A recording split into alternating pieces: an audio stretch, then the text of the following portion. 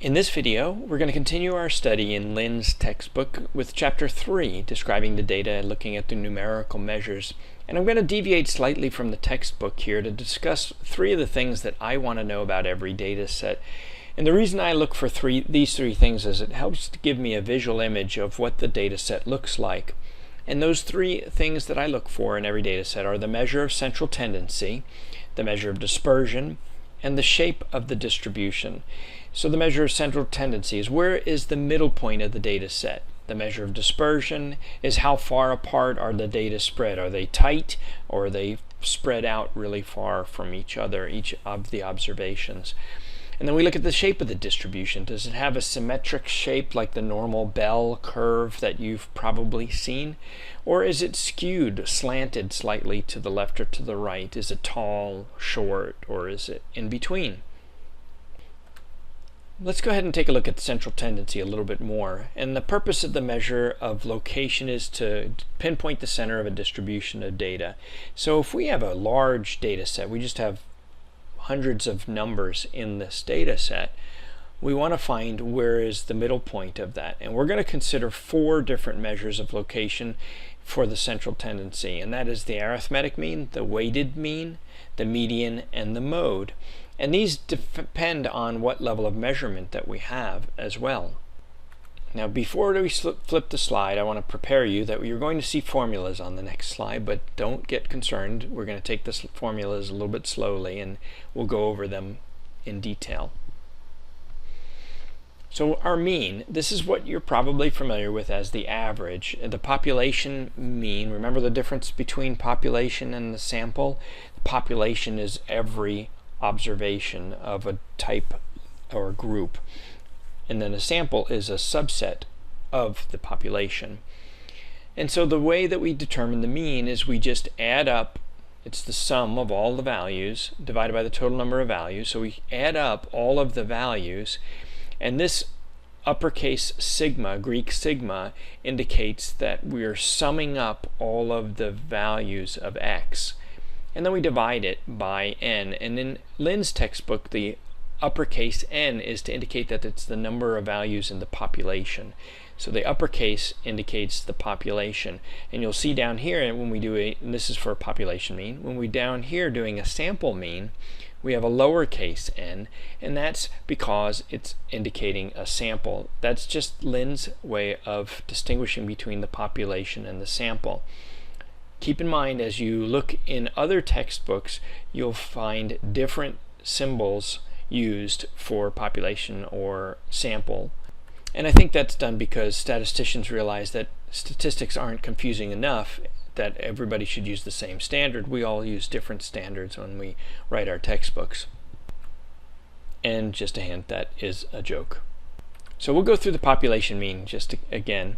And what we have here is the mu. It's the Greek lowercase letter mu, and that's to indicate the population mean. When we look at the sample mean, we have an x with a bar over the top or a line over the top, and that's usually referred to as x bar. So we'll take, to find mu, or the population mean, we sum up all of the x values and we divide it by the uppercase n, which is the number of values in the population, and that's how we find our population mean. For the sample mean, you're doing essentially the same calculation. It's just that you're using the x values, the observations that we have, and then we divide it by the number of values in the sample. Let's take a look at some of the properties of the arithmetic mean. And right here we have our interval level and ratio level data. Remember, we had the different levels of measurement from before. And here's a brief summary of those again. Remember, you have nominal, ordinal, interval, and ratio. So we can take the mean of interval or ratio level data, but we cannot take the mean of the nominal or ordinal data. Another property is that all the values are included in computing the mean. In other words, we use every value that we have to calculate the mean. Remember, we add up all of our values and then we divide it by the number of values that we have. A set of data for the mean is unique, and the sum of the deviations of each value from the mean is 0. Let's take a look at that a little bit further. If we look at our little fulcrum and level here, we have three values that we're using to calculate a mean. We have 3, 4, and 8. If we add up 3, 4, and 8, we get 15. The mean of 15 would be, or excuse me, the mean of 3, 4, and 8 is 5, because we take 15 and divide it by the three values that we have. So what's the deviation? The deviation is the difference between the mean and our observed value. So in this case, we have our value of 4, which is -1 from the mean, and we have our value of 3, which is -2 from the mean, and our value of 8, which is +3 from the mean. If we add up each of those deviations, we'll come up with 0. That will be the case for every time we do the arithmetic mean. And finally, number 5, the challenge with the mean is it can be unusually affected by large data values. For example, if we took a normal class of 30 students and we found the average age of all of the students in there, they might be pretty close together, but if all of a sudden Methuselah walks in the door and becomes a member of the class, Methuselah would definitely throw off the value of the mean, and it wouldn't really give us a great clear picture of our data set at that point. And at that point, it might be worthwhile to move on to the next measure of central tendency that we'll look at, called the median. And the median is the middle of all of the values if we stacked our observations up from the lowest to the greatest, or the lowest to the highest, or the largest to the smallest. Either way, if we went to the smallest to the largest, or largest to the smallest, it would still be the same median point. So it's the midpoint of the values after they've been ordered from the smallest to the largest, or the largest to the smallest. Now the point to keep in mind here is if you have an even number of observations, you won't have a unique middle point. You'll have to, or you won't have a unique middle value that is one of the values of your observations. You'll have to take the two middle values and take the average of those two middle values. So using our example of 30 students in the class, if we rank ordered them from smallest to largest in age groupings, we would have to take, since it was an even number, we would have to take observations number 15 and 16 in the sequence, add the two of those together and divide it by 2, and then we would get our median. So keep in mind that the median may not actually be a specific value in our data set. What's nice about the median is, in the case of Methuselah walking into our classroom, it's not really going to affect our median very much based on the great age difference of Methuselah over the rest of the students in there. It would just be that now the 16th observation would now be our median point, because we have 31 observations, an odd number. The median can be computed for ratio level, interval level, and ordinal level data. So now we've increased and we can include ordinal level. Before, with the mean, we only could do interval level and ratio level. Now we can do interval level, ratio level, and ordinal level data. And this is probably clear to you already, but there are as many values or observations above the median as are below it in the data array. And here, this is what we talked about. If we have an even set of values or an even set of observations, the median will be the arithmetic average of the two middle numbers. So we looked at the mean and we looked at the median. Now let's take a look for just a second here and think about this for a second. What happens if we have our ice cream example again, and we have chocolate, vanilla, strawberry?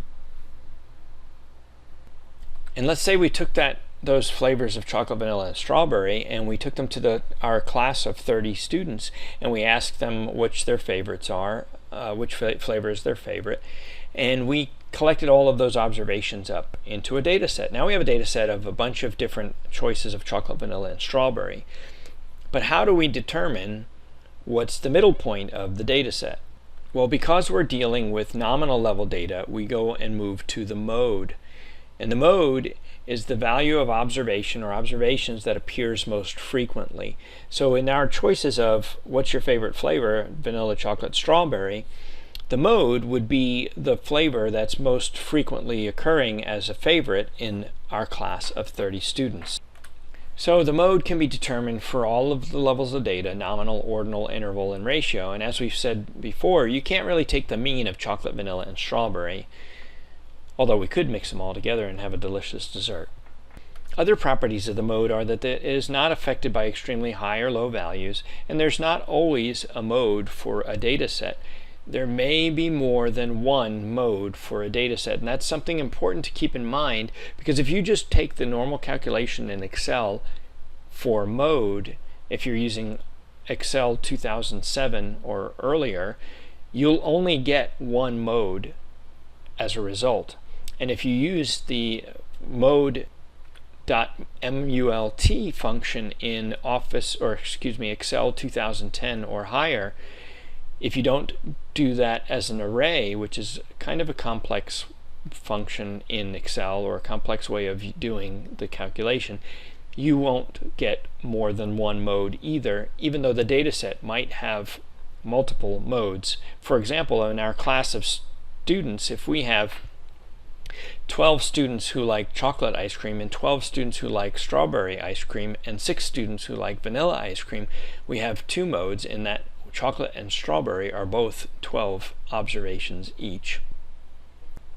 I'm only briefly mentioning the weighted mean here, and you can see the calculation as it's shown here on the screen. And this is a reference page, and you may be familiar with this when you're trying to calculate what is your final course grade by taking the exams and the weights of those exams from the syllabus to find your final grade.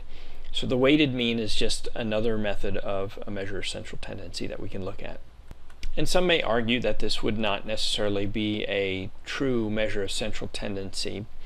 So we'll look at the relationship between the mean, the median, and the mode when we have our distribution of data. So if we have our data set here, and it's a symmetric data set, in other words, your normal bell curve that you may be familiar with, we find that the mean, the median, and the mode are all the same value. In this case, 20 years. However, if we have a positive skewness, and the way we tell the positive skewness is that the tail, and this is what's referred to as the tail, this longer end here, stretches out to the right, or to the positive side, it's positively skewed. In that case, the mode is less than the median, which is less than the mean. Vice versa, when we have negative skewness, in other words, the tail is skewed to the left or pulled to the left, the mode is greater than the median, which is greater than the mean. So perhaps one way is to remember it is when it's negatively skewed, you could just go mean, median, mode. Mean, median, mode for negative skewness. Mean, median, mode.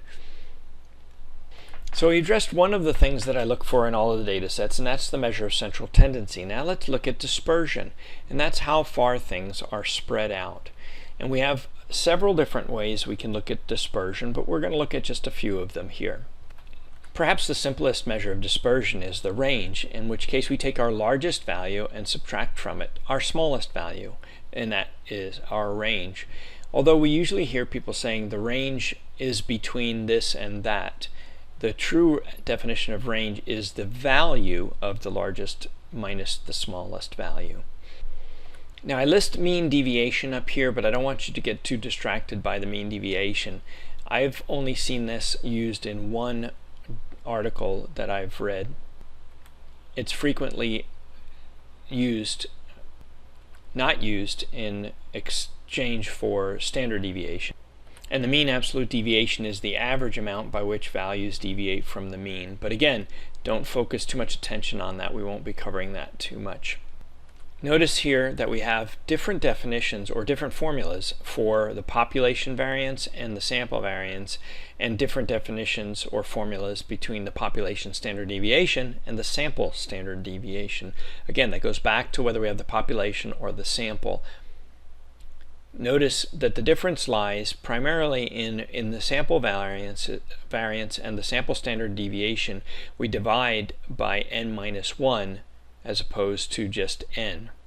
And we'll go into further detail with these. So why would we want to study dispersion? Well, as the question states below, would you wade across a river that averaged 3 foot in depth? Let's say that the river is traveling rather quickly and the average of the river depth is 3 feet. Well, if you're at 2 or 3 inches right at the shore, but yet we have 20 foot in depth in the middle, you might want to reconsider whether or not you want to cross that river. So the idea is, well, what's the dispersion? How far apart from 3 feet are the different lengths, or excuse me, depths of the river at that point? So in this case, when we want to cross the river, if the river averaged 3 feet in depth and the dispersion was only an inch or two, that's not a problem.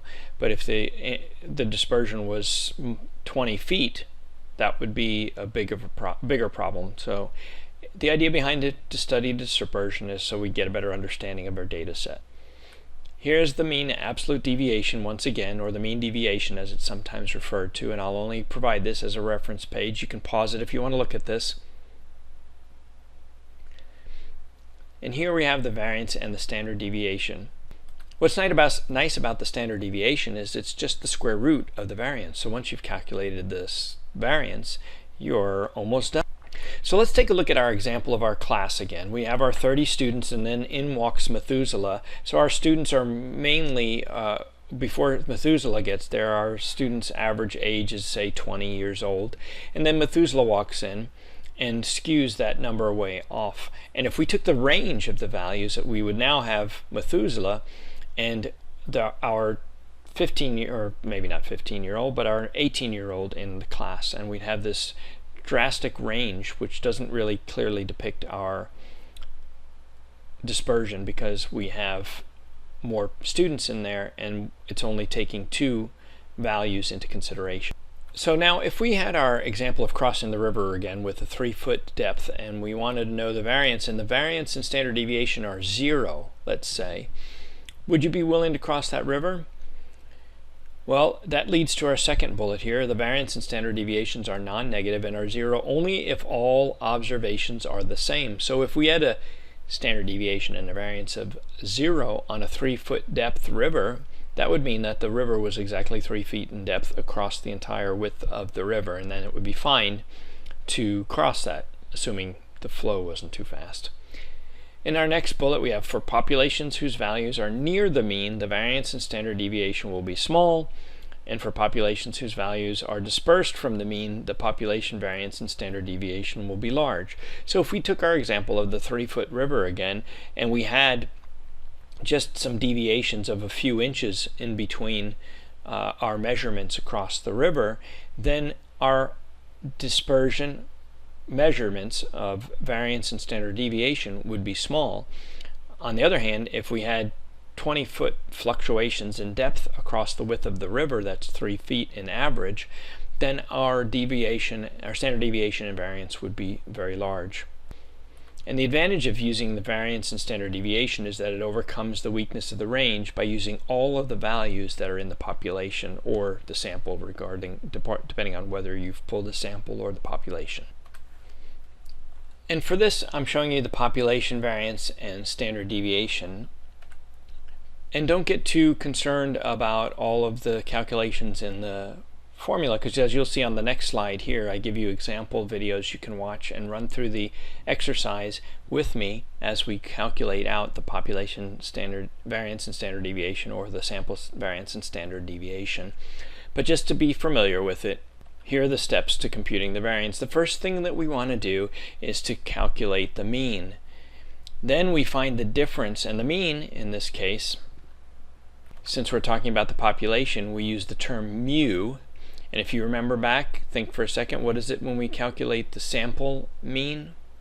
What's the symbol we use? X bar, that is correct. Okay, so what we do is we calculate the mean, and then we take each observation we have and subtract from it the mean of all of the observations. So we do that for each observation. Then we square each of those differences, the x minus the mu. We square them, and then we sum all of those up. and divide them by the number of items that are in the population, or the number of observations in the population. And that's how we calculate the population variance. The population standard deviation is simply the square root of the population variance. So let's take a look at the sample variance and standard deviation. If you remember correctly, what was the only difference besides the symbols used? It's the n-1 as opposed to an n as the denominator. And why do we do that? Why is the n-1 number of items in the sample minus 1 for the denominator for the sample? If you look on page 83 of your text, it states that although the use of n is logical since x bar is used to estimate mu, it tends to underestimate the population variance of sigma squared. Using n-1 in the denominator provides the appropriate correction for this tendency. Because the primary use of sample statistics like s squared is to estimate population parameters like sigma squared, n-1 is preferred to n in defining the sample variance. Now that's a fairly simplistic way of explaining why we use n-1, and there's a more complex explanation that gets into what's called degrees of freedom that we have, and how we lose a degree of freedom because we're estimating the population. But for the purpose of our exercise, the point to remember is that when you're using the sample, just use n-1 as the denominator, and when you're using the population, you use n as the denominator. The steps in computing are pretty much the same. We find out what the mean is, and in this case, as we said before, the mean is x bar because we're dealing with the sample. Before it was mu because we were dealing with the population. So now we have the sample, and then we take each observation and subtract from it the sample mean. We square that result, and then we sum all of those squared differences values, or squared deviation values, and then we divide it by n-1. And then to find the sample standard deviation, we simply take the square root of our sample variance here. And again, the symbols used are different, but the only real difference between these two formulas and these two formulas is that the denominator is n-1 and the n-1 here. And the symbols are different, just to indicate that we're dealing with sample as opposed to a population. At this point, if you want, you can go on and move to these videos here, the links that are in your PowerPoint slides, or you can see them right up here, and you can watch the videos for each of those examples that I provide for you there. And this concludes our video on Chapter